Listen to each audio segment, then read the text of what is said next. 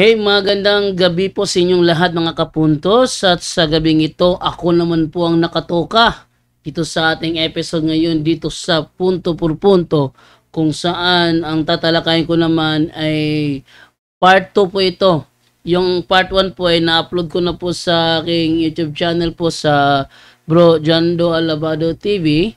Naka-upload po doon bakit palpak ang interpretasyon ng mga SDA sa Daniel 7:23-25. Ito po yung part 1. Ngayon, kung saan sa part 1, tinalaki ko sa part 1 yung kanilang kamalian patungkol doon sa ano ba talaga ang pagkahulugan ng Fourth Empire. Kasi yung Fourth Empire, binigyan nila ng pakahulugan. Ngayon, sinasabi sa Biblia, walang sino man ang mabibigay ng maling kahulugan sa mga propesiya na sinasabi sa kasulatan. Ngayon, itong mga Seventh-day Adventists, masyado silang mapangahas na mag-interpret sa paraang hindi tama, sapagkat sila ay nag-interpret ayon sa kanilang unawa, hindi naman nakabatay sa realidad. No? At yan ang tatalakayin dito sa gabing ito. Kaya wag na po kayong gumawa po ng iba dyan, namugas pa kayo ng plato, tigil muna. Grabe, tigil talaga. Nanood pa kayo ng TV, tigil muna. Maliban na lang kung ito pinapanood nyo, tuloy nyo lang yan. At sa gabi pong ito, ang tatalakayin ko po ay karugtong po doon sa topic ko na bakit palpak ang interpretation ng Seventh-day Adventist sa Daniel 7:23-25. Kaya labas na po kayo ng notebook nyo, ballpen nyo, take note po kayo, at huwag na po natin patagalin, simulan na po natin.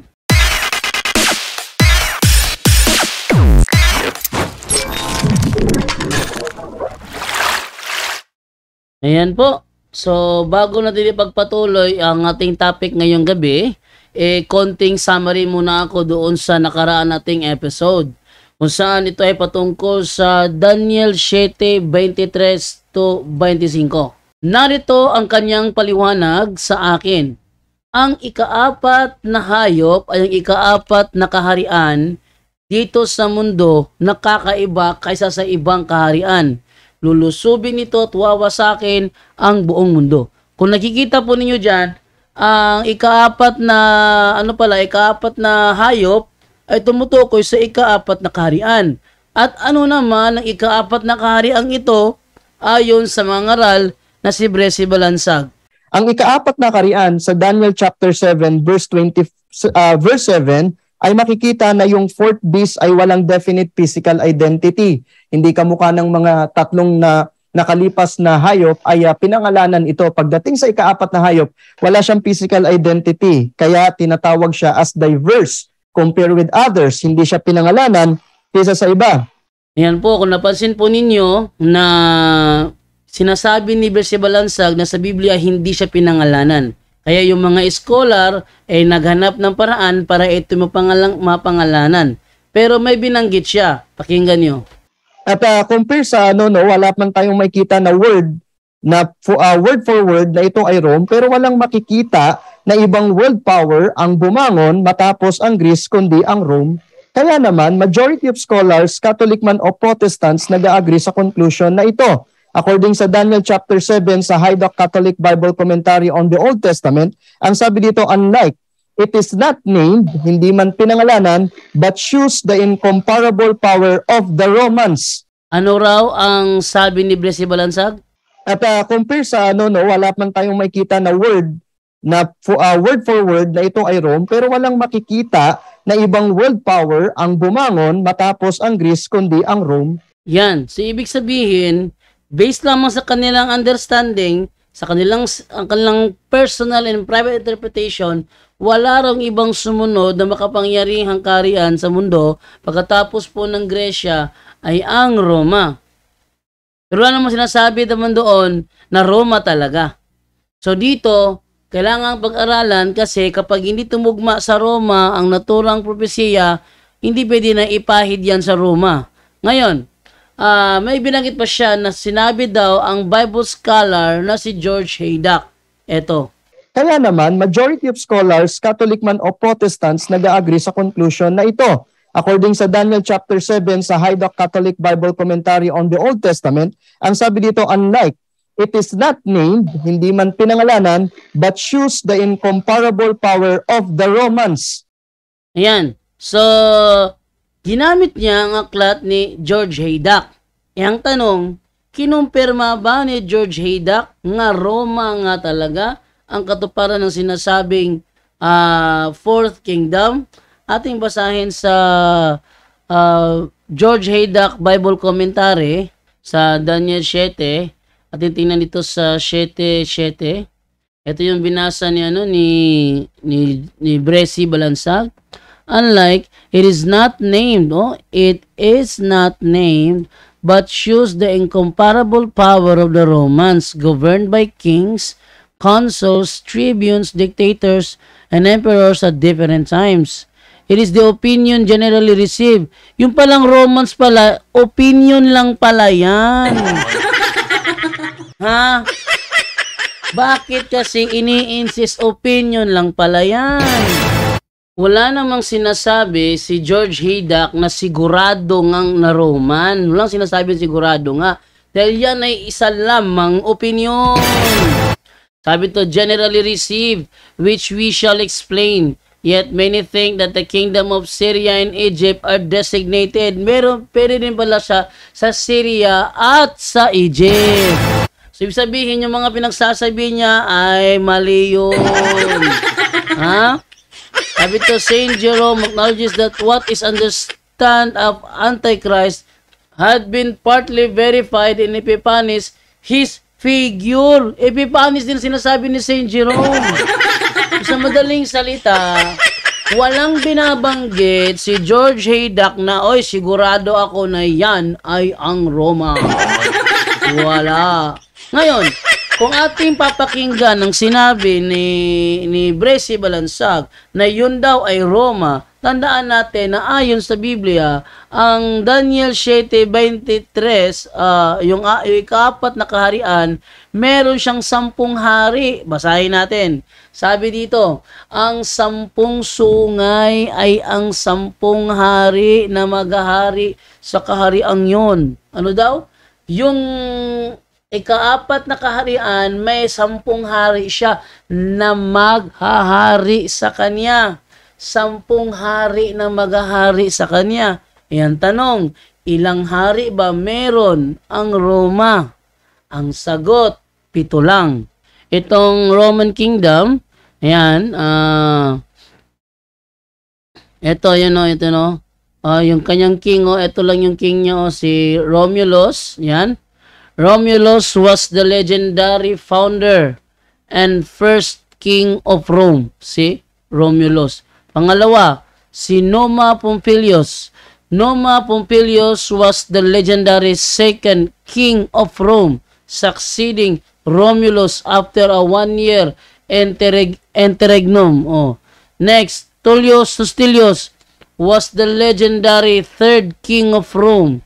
He succeeded Numa Pompilius and was succeeded by Ansus Marcius. Ito naman, Ansus Marcius was the legendary fourth king of Rome who traditionally reigned 24 years. Then, si Lucius Tarquinius Precious or Tarquin the Elder was the legendary fifth king of Rome and first of its Etruscan dynasty. Etruscan dynasty. Sumunod sa kanya, sino? Si Servius Tullius was the legendary sixth king of Rome and the second of its Etruscan. And then, seventh, Lucius Tarquinius Superbus was the legendary seventh and final. Kanya? Final.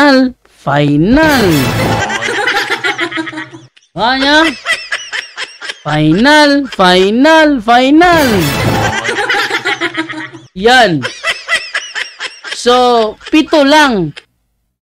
Ngayon, kung i-insist ng mga Seventh-day Adventist na ang Fourth Kingdom is ang Roma, paano nila papaliwanag ngayon, ang hari sa Roma, 7 lang, ang nasa Biblia, 10. At may lilitaw pa na isang hari kasunod nila. Sabihin, 11 lahat. Pero sa realidad, ang hari sa Roma, 7 lang. Paano nila itutugma ngayon yan? Dahil hindi magkatugma, pero pilit na itinutugma, nagsisinungaling ang mga sabadistang yan. Okay? Katunayan, nasanay na kasi. Nasanay na magsinungaling, kaya okay lang sa kanilang magsinungaling. Ngayon, ito tayo ngayon. Kung ang 10 hari ay dapat 10 hari ng Roma, sa kanila 7 lang, anong ginawa nila?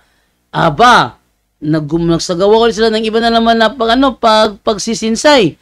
Yung 10 hari, ginawa nilang 10 kaharian. Bakit nagkaganon?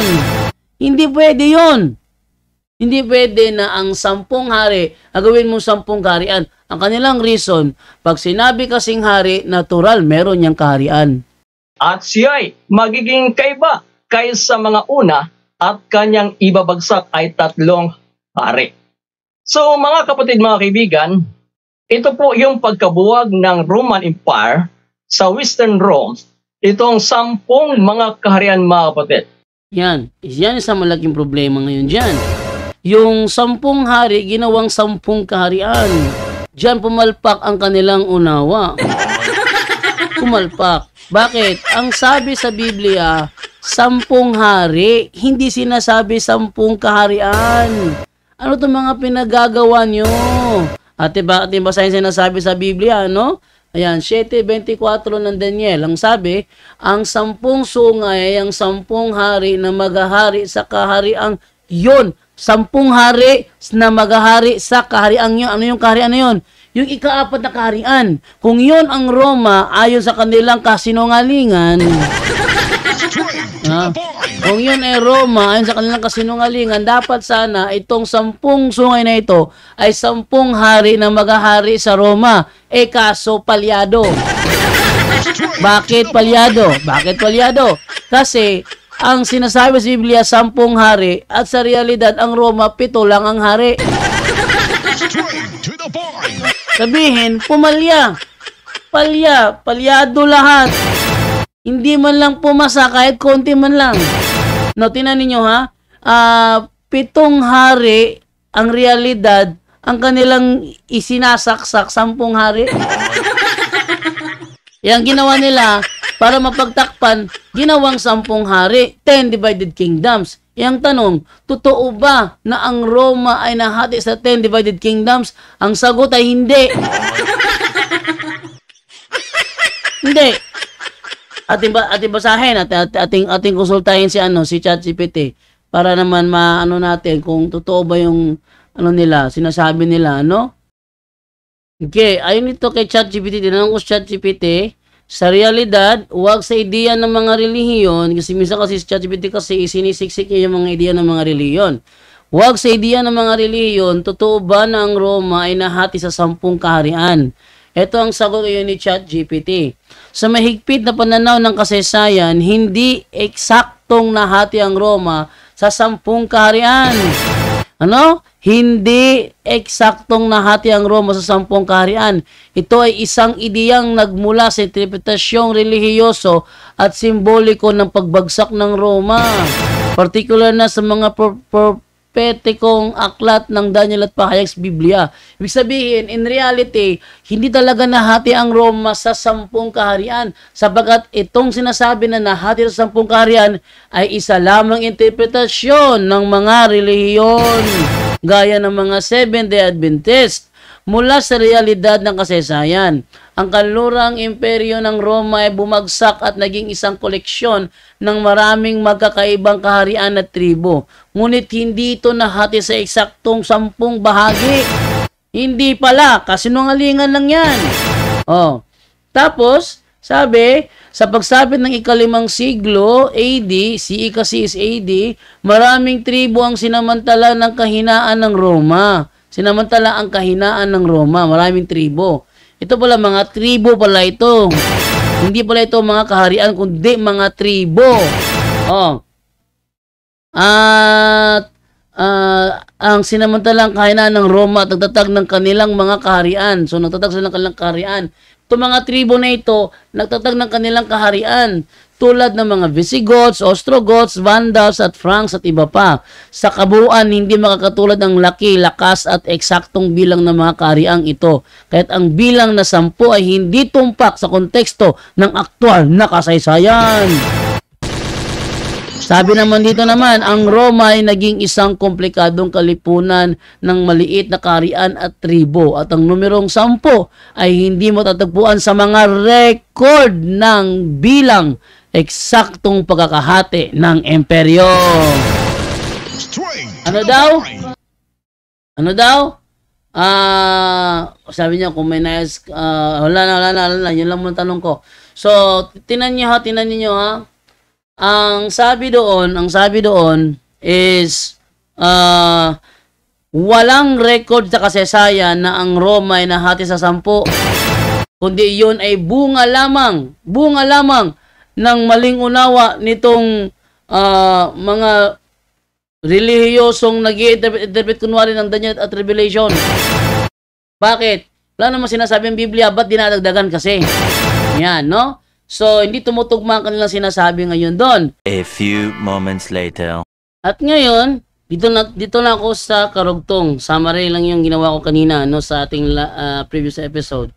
So, ito ngayon ang aking karugtong, no? Na may binanggit sila na yung 3 hari na pinabagsak ni Little Horn, yun daw ay ang Heruli, Vandals of at Ostrogoths. Pakinggan natin. Since ang 3 sungay ay nagre-represent sa mga kaharian, ito yung mga kaharian na nawala. Ito ay walang iba kundi ang Heruli, Vandals, Ostrogoths, at ito ay nangyari during until 538 AD. Ayun. So, talagang ginamit ni Bresi Balansag talaga yung sinasabi sa kanila na yung 3 sungay na kaharian daw, ang Heruli, Vandals at Ostrogoths, sila daw yung sila daw ay nawala. Nakapagtataka to, ba't nawala? Ang sinasabi sa Daniel 7:24, papalit sa kanila ang isang hari na iba kaysa sa kanila at ibabagsak niya ang 3 hari. Ibabagsak niya. Siya ang reason bakit bumagsak yung 3 hari, dahil ibabagsak niya. Pero sa paliwanag nitong ni Bresi Balansag, bago lumitaw ang Little Horn, bumagsak na yung 3. Ang origin ng Little Horn, bumagsak yung 3, at sa pagkabagsak ng 3, ito naman yung paglabas ng maliit na sungay. At sa pagkabagsak ng 3, ito naman yung paglabas ng maliit na sungay. At sa pagkabagsak ng 3, ito naman yung paglabas ng maliit na sungay.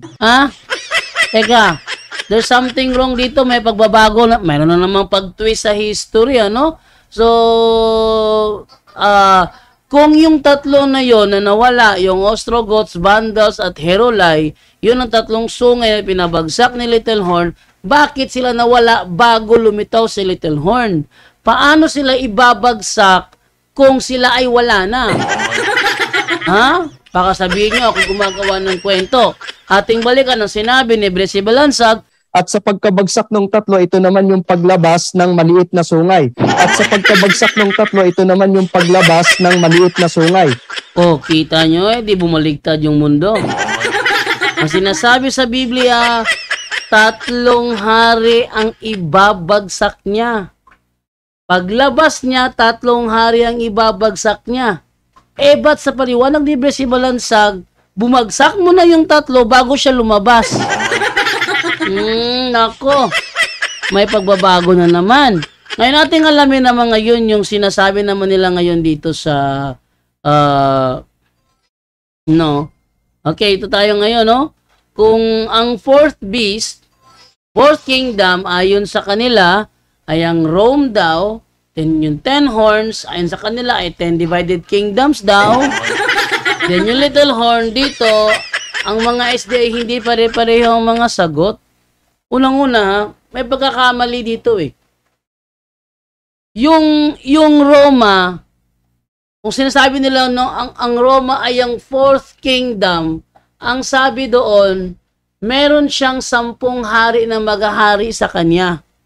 10 hari na maghahari sa kanya, at 3 doon ibabagsak ni Little Horn paglabas niya. Pero sa kanilang paliwanag, kakaiba. Yung 4th Kingdom nahati sa dalawa. Western Empire at Eastern Roman Empire. Yung Western Roman Empire ang nahati sa 10 daw. Teka, ano nangyari sa Eastern Roman Empire? Kasi yung sinasabi nilang nahati, yun lamang ay tumutukoy sa Western Roman Empire. At tandaan ninyo, ang Roman Empire, hindi yan Roma. Ha? Ang Roma ay ang bansa. Ang Roman Empire, bahagi lamang ng bansa. Bahagi lamang. Bakit? Ang Roma, pinamamahalaan ng hari. Ang Roman Empire, pinamamahalaan ng emperador. Yung emperador, hindi yun ang hari. Oh, bakit? May dalawa kasing kasaysayan sa Roma. Yung unang bahagi, yun ang may 7 hari. Yung ikalawang bahagi, yun ang pumalit na Roman Empire.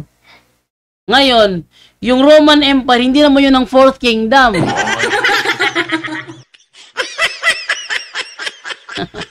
So, litong-lito sila sa kanilang paliwanag. Ano ba talaga ang 4th Kingdom?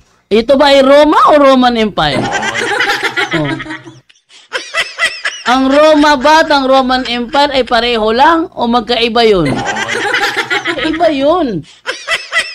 Ha? Magkaiba ang Roman Empire at ang Roma. So, kung tutuusin lang talaga, malayo sa propesiya ang kanilang mga paliwanag. No? Pero sa Little Horn, iba-iba ang kanilang kasagutan. May iba nagsasabi ito ay papasi. Papasi daw. Pag sinabi mong papasi kasi, office of the Pope. Sabi naman ni Jerry Laig dun sa Cagayan de Oro, ang Little Horn daw, yun daw ang Roman Catholic Church. Ay mali. Mali pala. Sabi ni Jerry Laig, hindi pala ang Roman Catholic Church ang Little Horn. Kasi ang Roman Catholic Church daw, yun daw ang gumagawa ng Daniel 7:25 at tutol siya na yun ang Little Horn. Ano? Magkakaiba ang kanilang paliwanag rito, no? Hindi pare-pareho ang kanilang sagot. Sa madaling salita, palpak! Ano daw? Palpak, palpak, palpak. Palpak ang kanilang interpretation sa Daniel 7:23-25. No wonder bakit si Alpihaba takot akong harapin sa topic na ito. Oh, totoo yun. Hinamon ko si Alpihaba sa topic na ito. Alpihaba, biglang atras. Takot na takot siyang talakayin ng topic. Sabi niya, bro daw. Eh di ating gawing isa-isahin natin para hindi maging broad. Eh talagang ayaw ni Alpihaba eh. Oh, tuloy natin tuloy natin. Sabi naman ganito. Atin mo nang putaan yung version ni Bresi Balansag. Dito sabi kasi sa Daniel 7:24, ibabagsak niya ang 3 hari. Pero sa paliwanag ni Bresi Balansag, bumagsak ng tatlong hari bago pa lumitaw si Little Horn. Tindi nito, tindi. Ito ngayon na atibutan yung paliwanag ni Bresi Balansag. Kung ang Little Horn ay ang papasi, kailan naghari sa Roma ang papasi? Ha? Meron ba silang dokumento na naghari sa Roma ang papasi? Ate dong alamin. Try ko muna tanungin si ChatGPT, no, naghari ba sa Roma ang papasi?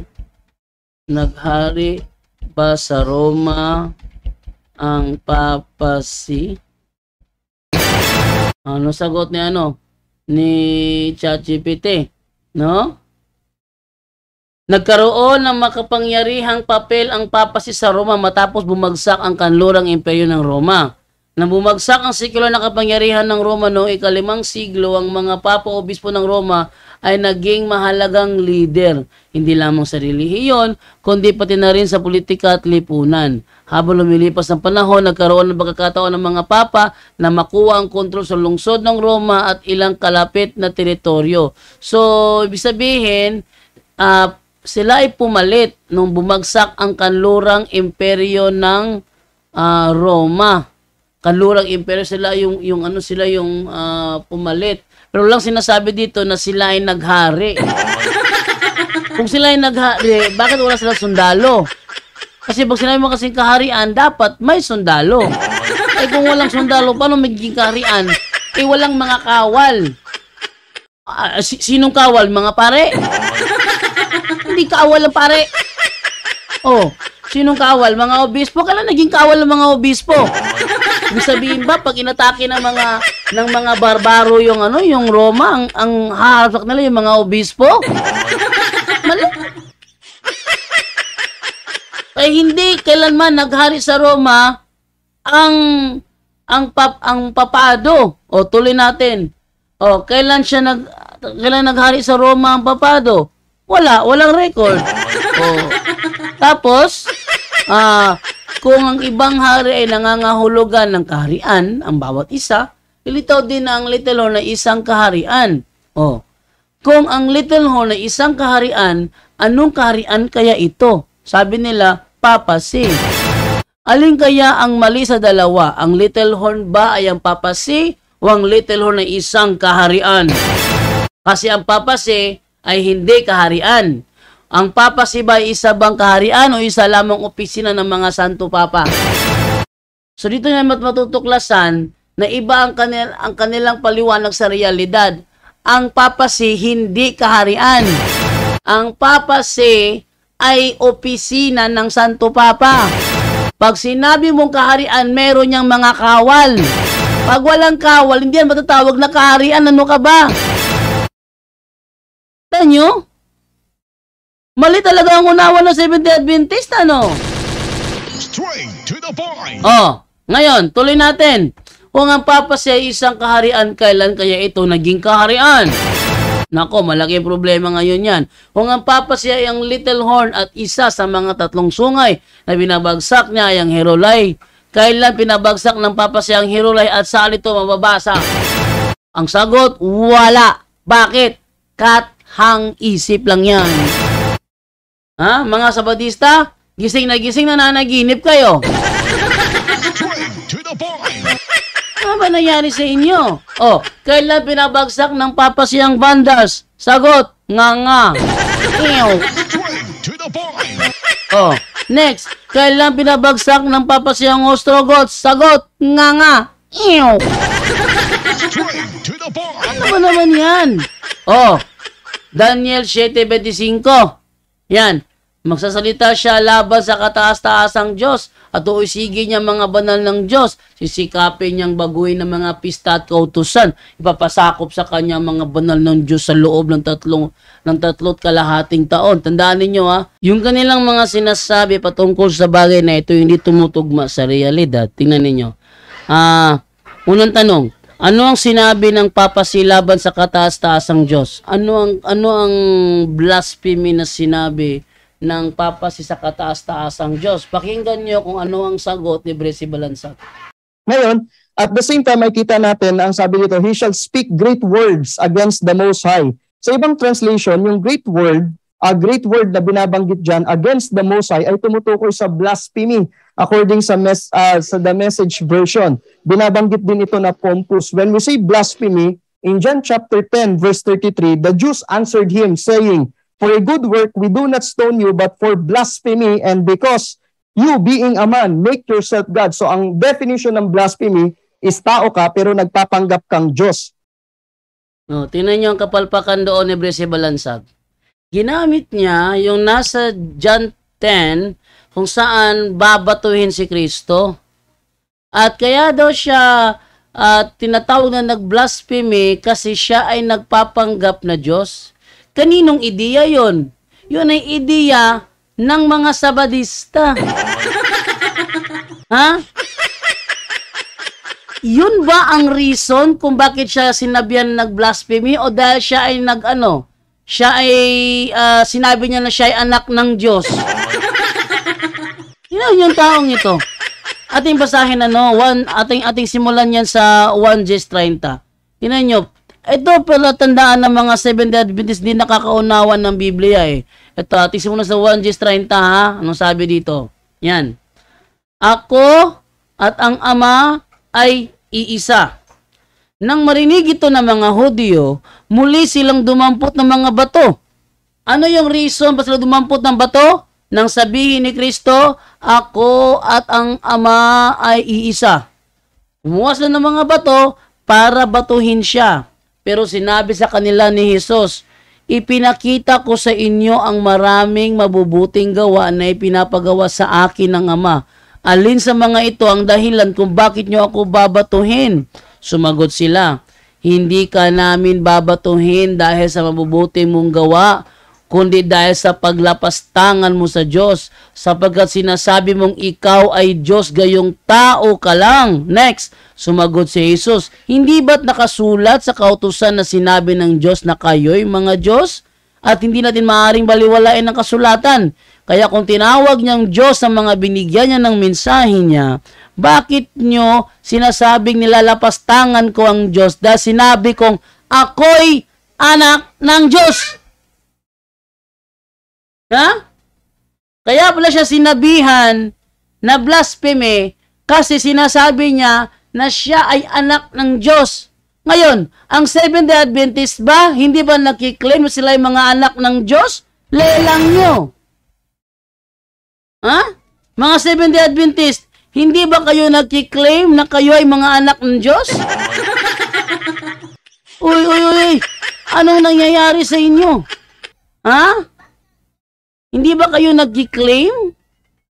Di ba nag-claim kayo? Kayo yung mga anak ng Diyos ayon sa 1:12. Tapos ito sasabihin nyo, dahil nag-claim si Kristo, sabihin nyo, blasphemy.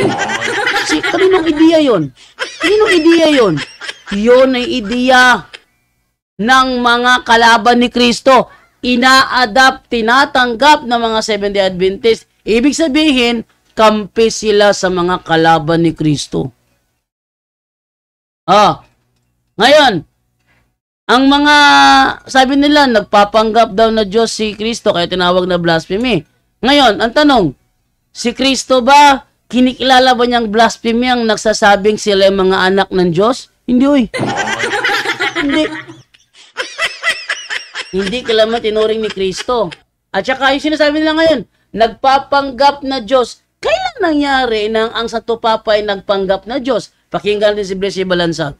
At pagkatapos dito, binabanggit din sa mga quotation na ito na nakasulat, have no fear when people call me the Vicar of Christ. Dahil marami tayong may kitang mga books na sinasabi ng papacy na siya ay Vicar of Christ. In the Latin, kapalit ni Kristo dito sa lupa.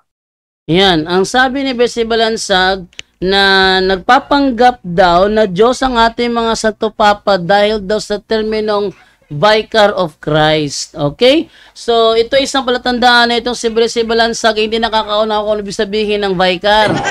Okay, ano ba ibig sabihin ng Vicar? Ito, ang ibig sabihin ng Vicar, yan ay noun, kinatawan. Kinatawan. Representative. Representative. Deputy. Agent. Vicar. Ambasador, spokesman. Halimbawa ganito, ikaw ay isang presidente sa bansang Pilipinas at merong meeting doon sa Amerika, hindi ka makapunta dahil may iba kang gagawin. Ang papupuntahin mo, ang iyong representative doon. Representative doon. O kaya ang iyong spokesperson. And tanong, pagdating ba doon, ibig sabihin ba pag siya nagsalita, siya ay nagpapanggap na presidente ng Pilipinas? Sasabihin ba niya, ako ang presidente ng Pilipinas?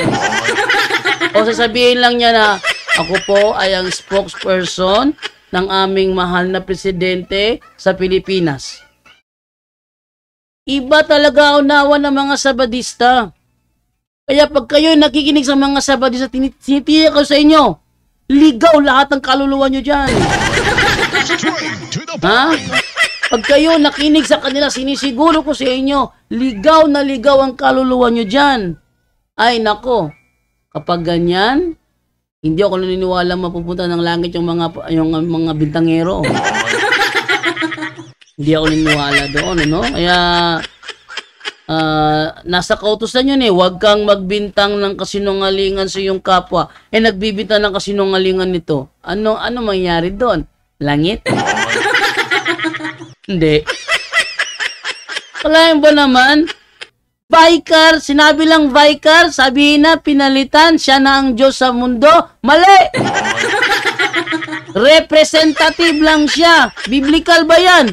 Yes, biblical yan. Atin basahin 1:21-15. Anong sabi dito? Pagkatapos nilang mag-almusal, sinabi ni Jesus kay Simon Pedro, Simon na anak ni Juan, mahal mo ba ako nang higit sa pagmamahal nila? Sumagot si Pedro, opo, Panginoon. Alam niyo po na mahal ko kayo. Sinabi ni Jesus sa kanya, alagaan mo ang aking mga tupa. Bakit sinabi ni Jesus na alagaan mo ang aking mga tupa? Ba't hindi na lang siya? Ba't niya kinuha si Pedro para alagaan ang kanyang tupa? Pwede naman niyang gawin yun kahit nasa langit siya. Ano ang purpose? Yun ay para si Pedro, si Apostol Pedro, ang papalit kay Kristo na siyang mag-alaga ng mga tupa dito sa lupa.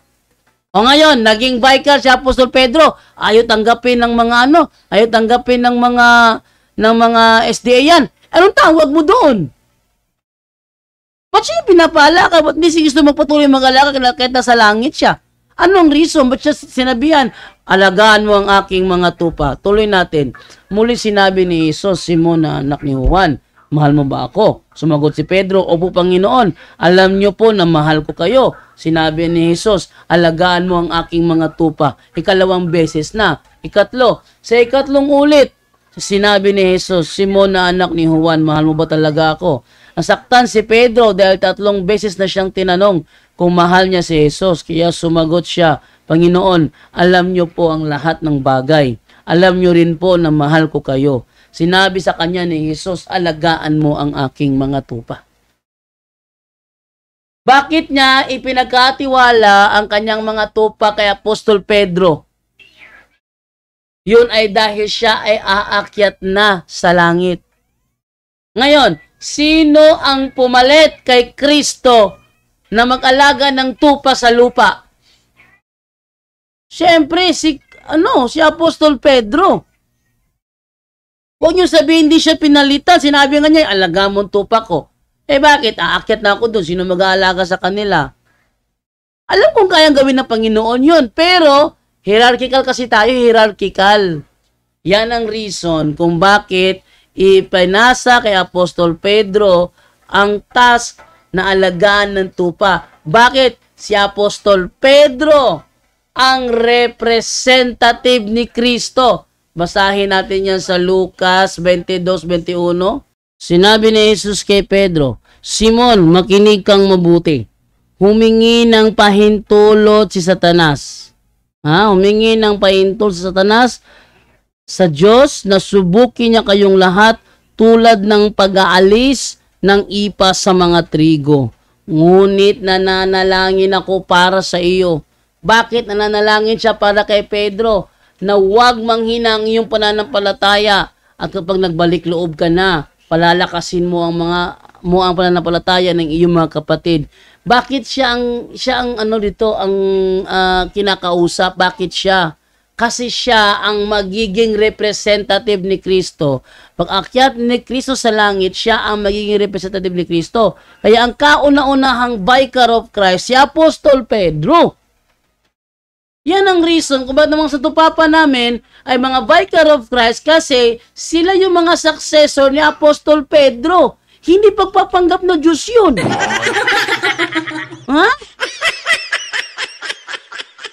Hindi papapanggap na Diyos yun.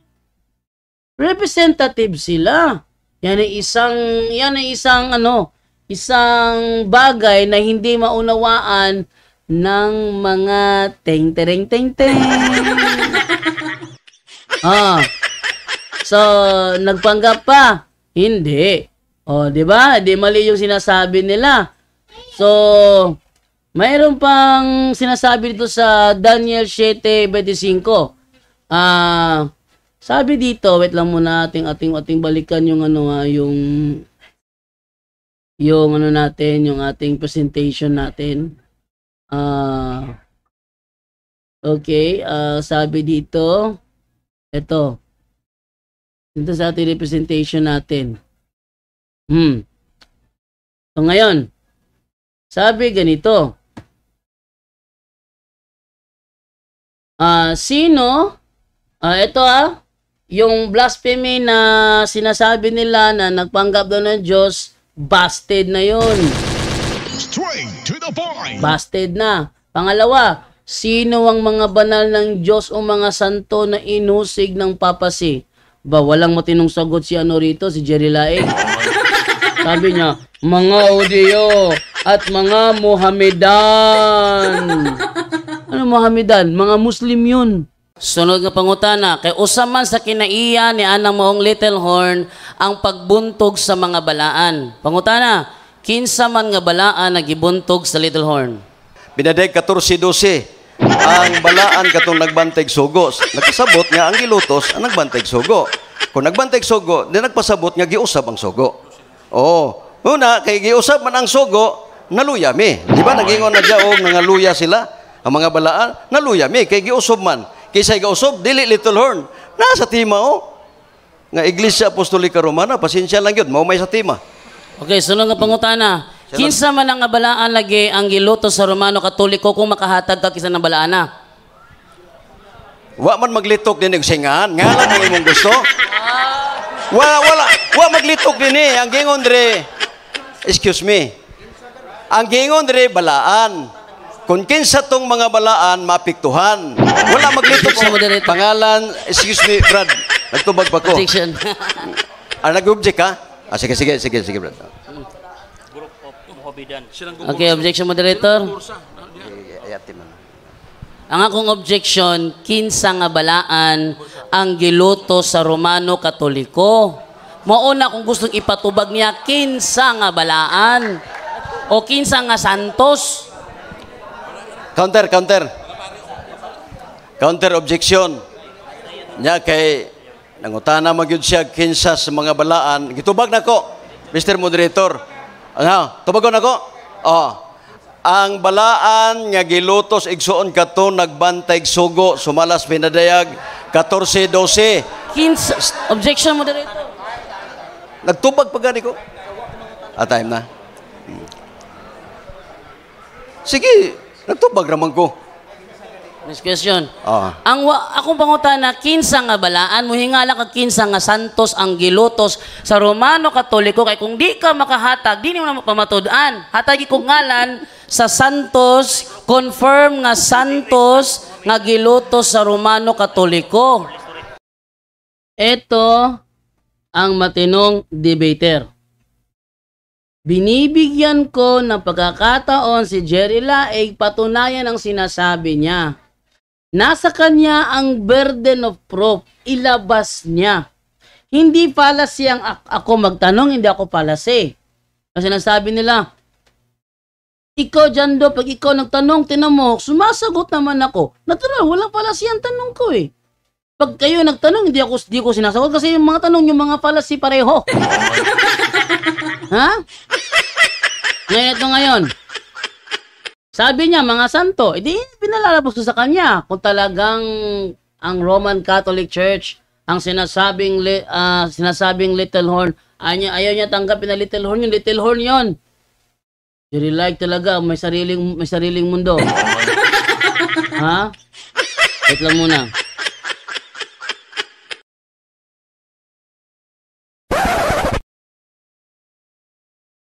Okay? Ako'y kumuha muna, tinanong ko yung stick ko.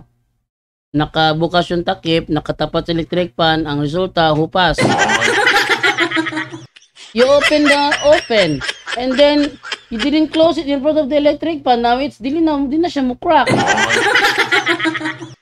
No, di na wala problema. Okay, tuloy tayo. Ngayon, naano ko siya doon, pinalalabas ko sa kanyang ebidensya niya kung totoo sinasabi niya. Ilabas mong ebidensya mo kung totoo na ang Roman Catholic Church nga sinasabi sa Daniel 7:25, Who make war with the saints? Sinong mga santo ang kanyang inusig? Si Jerry Laig hindi makalabas. Tingnan niyo ha. Tingnan niyo anong binigay niyang sagot ha. Niya, tubag. Ang tubag, ibase na to sa tima ha, kaya di man ta mo gawa sa tima. Base na sa tima kung bangutan na. Tarong diha. Oh. Di ba, mutubag pa gani ko, di sa tamo sapaw. Kay, kwanta ba, magrespetuhay ta, di sa tamo sapaw. Okay.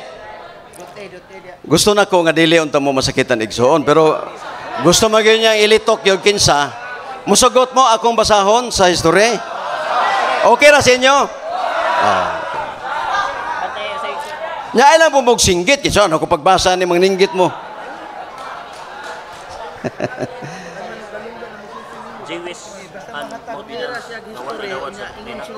The Jews and Muhammadan. The Jews and Muhammadan. The Jews and Muhammadan. Oh, mga Muslim ang kanilang Sabat, Biyernes. Oh, yung ba sasabi ninyong ano, mga tumutupad sa kautusan? Pagtataka doon si Jerry Laig. Tinanong ko siya, sino mga santo? Sabi niya, yung tumutupad ng kautusan. Sino yon sila? Ang mga Hudyo at mga Muhammadan. Mga Hudyo at mga Muhammadan?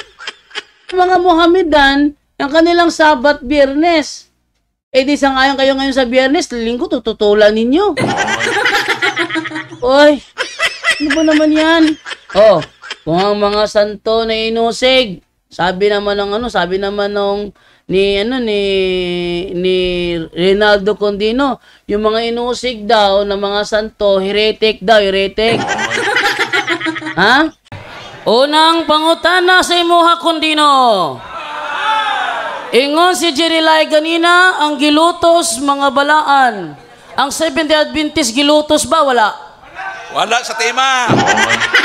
Wala sa tema. Gilutos ba sa Romano Katoliko? Ang ipabahayag na ako dinhi kadtong mga heretics. Ang ipabahayag na ako dinhi kadtong mga heretics. Ang ipabahayag na ako dinhi kadtong mga heretics. Matod ni Jerry Laig ganina nga mga santos daw nga mga Hudyo gilutos sa Romano Katoliko kay nagtumag sugo. Kamo mga SDA nagtuman man ka amog sugo, gilutos mo sa Katoliko wala. Gilutos ba mo? Yes or no? Hodiyo ang imong wala. Bro, ganto. Hodiyo ang bro, kadali lang. Ang categorical nimo no sa Seventh-day Adventist. No sa Seventh-day Adventist. Continue, 30 seconds, go ahead. Kay no masaha. Ayun sa. 30 seconds, go ahead. Ang ipangutanan ni mo Hodiyo, ang Seventh-day Adventist dili mang Hodiyo. Ang Seventh-day Adventist dili mang Hodiyo. Ang Seventh-day Adventist dili mang Hodiyo. Paano naging heretic ang isang santo? Ha? O paano naging santo ang isang heretic? Paano nangyari yun? Santo ka, heretic ka, hindi pwede mangyari yun. Kaya palpak talaga yung kanilang ano rito.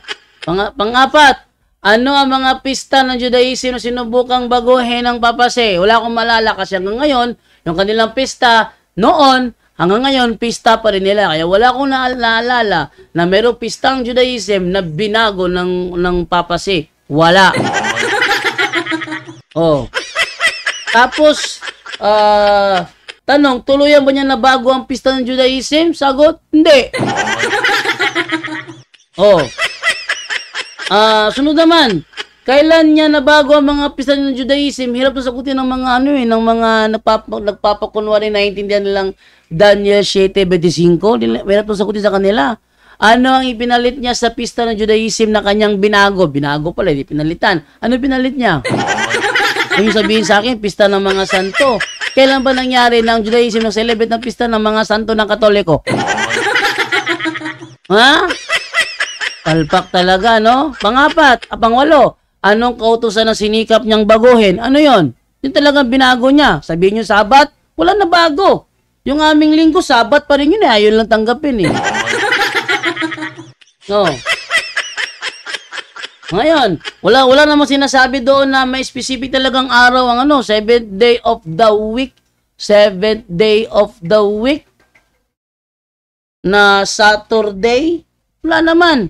Exodo 20, versikulo 8, wala pang pangalan ng mga araw niyan, wala pang pangalan. Bakit? Ayon sa kanilang aklat na National Sunday Law, binigyan ng pangalan ng mga araw simula noong 630 BC.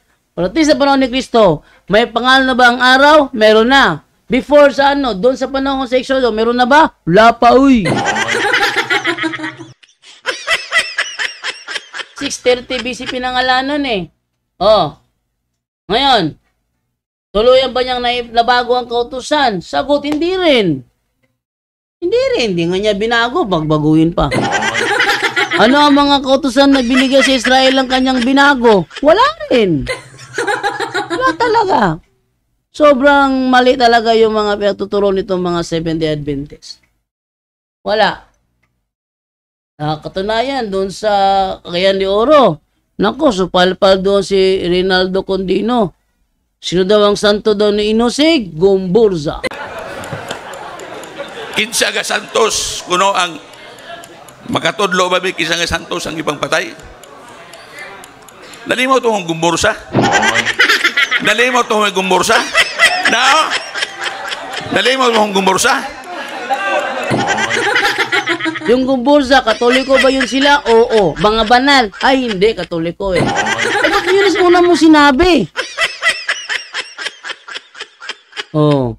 Yang sarap ng pakiramdam ko nung pagkatapos yung debate sa Cagayan de Oro. Sarap na pakiramdam ko. Alam nyo kung bakit? Kasi, naipakita ko sa lahat ng taong nanonood na yung sinasabi ni Rinaldo Condino, sinasabi ni Rinaldo Condino na inatrasyansa ni Brad Sok na basurang lahat yun. Straight to the point. Lahat ng mga claim niya na kinatatakutan siya na basura kong lahat yun. Straight to the point. Kaya mga Seventh-day Adventists, kahit anong sikap nyo, hindi nyo na ako mababaliktad kasi yung professor nyo na basura ko na rin. Straight to the point. Okay? So, ang alito na lamang muna dahil sobrang haba ng aking presentation ngayon. Ay sabihin, hindi ko to natapos sa live natin. Sa punto por punto, hindi ko to natapos. Kaya ang karugtong ay dito lamang yan mapapanood sa aking YouTube channel. Sa Bro Jando Alabado TV, please po subscribe my YouTube channel. At huwag niyo pong kalimutan po na i-hit ang bell button para maging updated po kayo sa bawat video na ilalabas ko sa YouTube channel na ito. At please po like and share my video post para maging tulong na rin po sa akin yan. Yung mga episode ko po sa Straight to the Point, dito ko po ilalagay sa aking YouTube channel sa Bro Jando Alabado TV. Ito po si Jando Alabado. Ang nagsasabi po sa inyo, punta na po tayo ngayon sa ating basa ng comment section.